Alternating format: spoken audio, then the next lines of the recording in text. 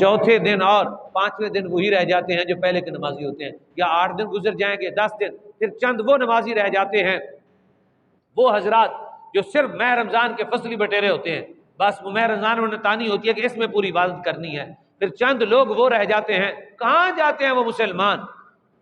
وہ کیسے مسجد میں آ گئے؟ ماہ رمضان میں ٹانگوں سے پکڑ کر گھسیٹ کر مسجد میں لایا کہ آ جا، اب شیطان بھی باندھا گیا ہے، آ جا۔ وہ اٹھ کے آ گیا، لیکن اس نے وہ اپنی جو مرض اندر کی تھی وہ اتنا گہری ہو چکی تھی کہ ماہ رمضان بھی اس کے اندر وہ پھر برقرار دن نہ رکھوا سکا، کہ اس کے برے اعمال کی وجہ سے، اس کی بری زندگی کی وجہ سے، اس کے دل کے میلان کی وجہ سے۔ میرے مسلمان بھائیو، اللہ رب العزت نے ہم پر کرم کیا، اس نے ہم پر رحمت کی، اس نے ہم پر عنایت کی کہ ماہ رمضان عطا فرما دیا، اور ماہ رمضان عطا کر کے پھر دل میں الفتیں محبتیں پیدا کی، ایک نورانی ماحول بنا دیا۔ آپ دیکھنا ماہ رمضان گزرنے کی دیر ہے، شام کے بعد ایسے لگے گا جیسے اس جہان میں کچھ تھا وہ چلا گیا، بس ہر آدمی کو محسوس ہوتا ہے کہ آپ نہیں کریں گے یا میں نہیں کروں گا، ہر آدمی کو محسوس ہوتا ہے کیا نظارہ تھا، کیا منظر تھا اور کیا انداز تھا۔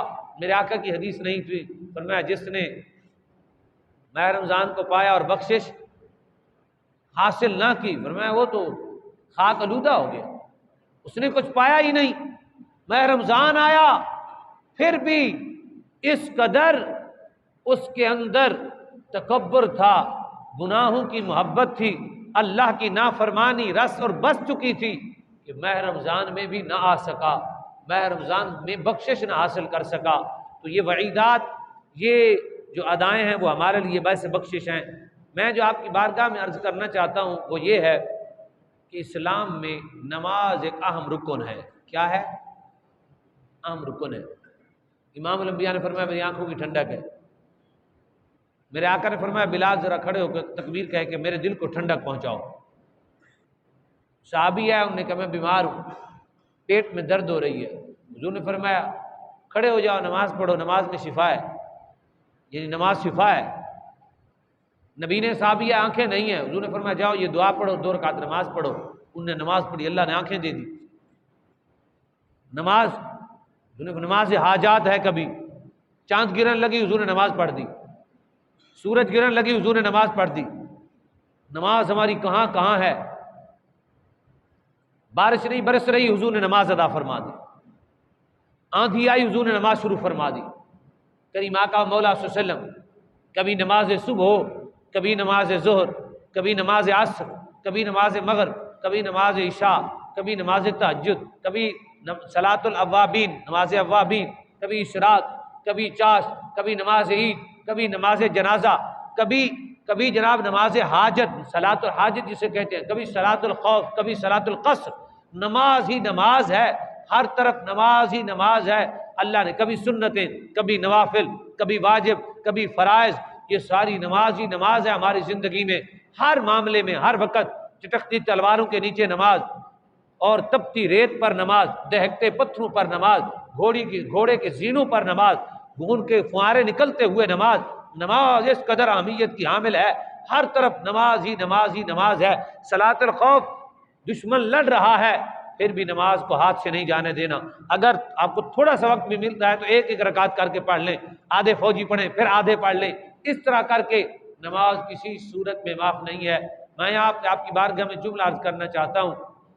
میرے آقا و مولا صلی اللہ علیہ وآلہ وسلم، کریم آقا و مولا صلی اللہ علیہ وآلہ وسلم نے جو ہمیں تلقین فرمائی، وہ حضور صلی اللہ علیہ وسلم نے فرمایا، ابی ہریرہ روایت کرتے ہیں کہ میں نے رسول اللہ سے سنا، فرمایا ارأیتم لو ان نہرا بباب احدکم یغتسل فیہ کل یوم خمسا ما تقول ذلک یبقی من درنہ۔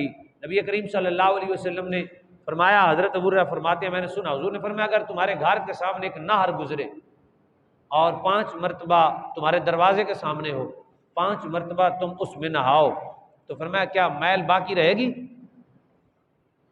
صحابہ نے کہا یا رسول اللہ یہ تو بالکل نہیں رہ سکتی، میل باقی کیسے رہے گی؟ فرمایا جو بندہ 5 نمازیں پڑھتا ہے یمحو اللہ بہ خطایا، فرمایا اللہ تعالیٰ اس کے گناہ ایسے مٹا دیتا ہے جیسا 5 دفعہ نہانے والے کی میل اتر جاتی ہے۔ اس قدر عظیم فرض ہے نماز۔ ابو ہریرہ رضی اللہ تعالی عنہ دوسری حدیث پاک روایت کرتے ہیں، اور اس طرح کی اور بھی حدیث کافی ہیں۔ حضور نے فرمایا ایک نماز سے دوسری نماز تک، ایک جمعہ سے دوسرے جمعے تک، ایک رمضان سے دوسرے رمضان تک جو بندہ اہتمام کے ساتھ ان ایام کو منائے، کبائر سے بچے، یہ حدیث پاک میں ہے۔ فرمایا بڑے بڑے گناہوں سے بچے، وہ 7 گناہ ہیں بڑے جن کو ذکر وَاجْتَنِبُوا الْكَبَائِرَ السَّبْعَ، تو 7 بڑے گناہ سے بچے، فرمایا تو اللہ تبارک و تعالیٰ اس کے سارے گناہ معاف فرما دے گا۔ یعنی ماہ رمضان پورے سال کی بخشش کے لیے آتا ہے، یعنی سمجھ لیں مسلمان کے سال کا نیکیوں کا بجٹ مل جاتا ہے اور وافر مقدار میں اسے نصیب ہوتا ہے۔ اس قدر ماہ رمضان رحمتوں کا حامل ہے۔ سیدی مرشدی ہم سب کے آقا مولا صلی اللہ علیہ وآلہ وسلم نے فرمایا، جو شخص آتا ہے اور اچھے طریق سے کوئی بھی مسلمان وضو کرتا ہے اور پھر وہ خضوع کے ساتھ میرے آقا مولا صلی اللہ علیہ وآلہ وسلم نے فرمایا نماز پڑھتا ہے، بس گناہ کبیر سے بچے، تو فرمایا اس کے گناہ سارے کے سارے ختم ہو جاتے ہیں، اللہ تعالیٰ اسے معافی عطا فرما دیتا ہے۔ نماز اس قدر بہت بڑی عبادت ہے، صحابہ نے اس سے بہت زیادہ محبت کی نماز سے، تاکہ ہمیں معلوم ہو جائے۔ میرے آقا مولا صلی اللہ علیہ وسلم کی حدیث ہے، عبداللہ بن عمرو روایت کرتے ہیں، حضور نے نماز کا ایک دن ذکر فرمایا من حافظ علیہ کانت لہ نورا و برہانا و نجاتا من النار یوم القیامہ۔ فرمایا جس شخص نے نماز کی حفاظت کی اس کے لیے نماز قیامت کے دن نور بنے گی، اس کے لیے برہان بنے گی، دلیل بنے گی، اور جو شخص نماز پڑھے گا جہنم سے نجات کا ذریعہ نماز بنے گی، بخشش کی دلیل بنے گی، اور وہاں جو اندھیری اور تاریکی ہوگی اس کے لیے روشن چراغ اور نور بن جائے گی۔